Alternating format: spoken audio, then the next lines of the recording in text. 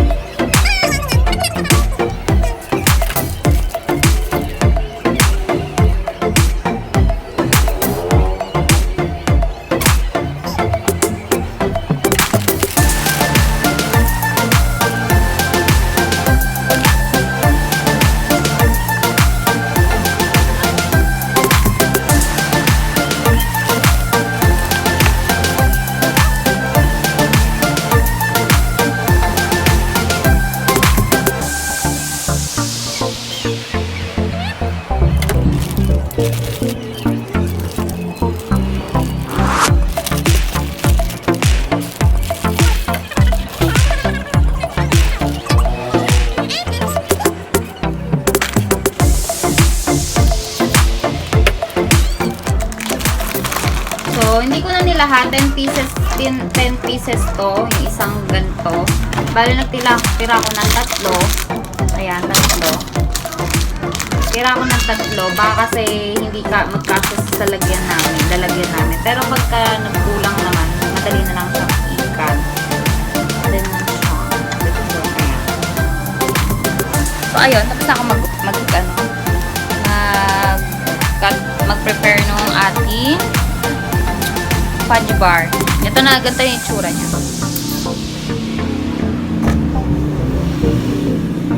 Ayan, ganyan yung magiging itsura niya. Hatiin mo yung siya sa gitna. Tapos niyan, prepare na naman natin. Sunod, ito, KREMDENSADA. Lagay natin siya sa malinis na bowl. Ayan. Lagay ko kaya ulit dyan. Open ko lang.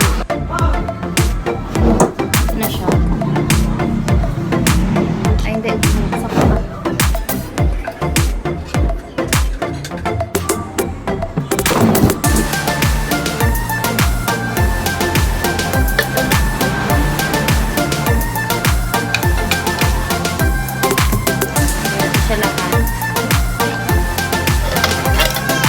Dapat pala dito sa KREMDENSADA nyo, isi-chilled nyo siya, hindi yung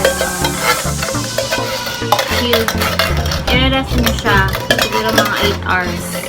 Para yung consistency ng buo, hindi siya yung parang malabnaw.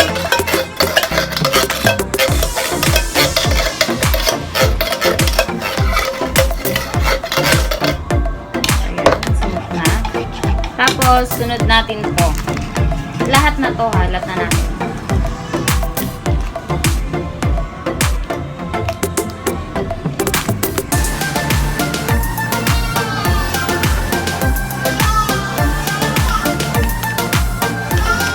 kalalabasan.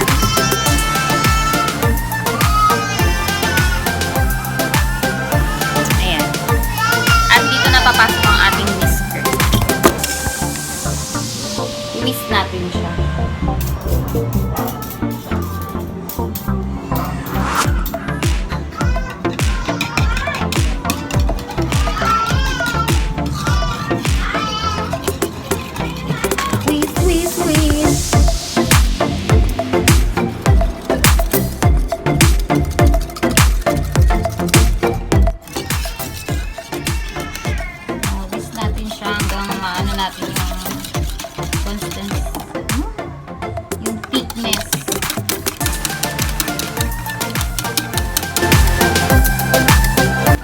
Dapat po ganito lalagay. Ganito na yung nangyari. Yan, tumapos na siya ng buo. Ngayon nilalagay na natin siya dito sa ibabaw. Spread lang. Spread the wings.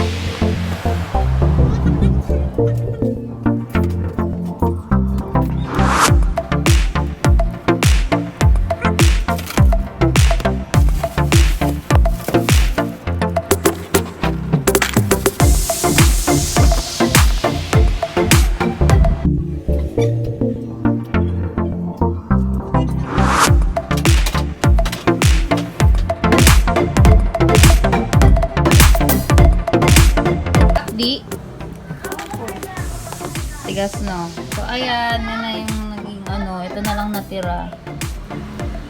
Day, masarap, Day? Enjoy na enjoy sila. Ayan. So, ayun guys. Ayan na. Naturo ko na sa inyo kung paano gawin yung ating ice cream cake without baking. So, ayan ha. So, ayan. Kung hindi ka pa nakasubscribe dito sa channel ko, click mo yung subscribe button at yung bell button.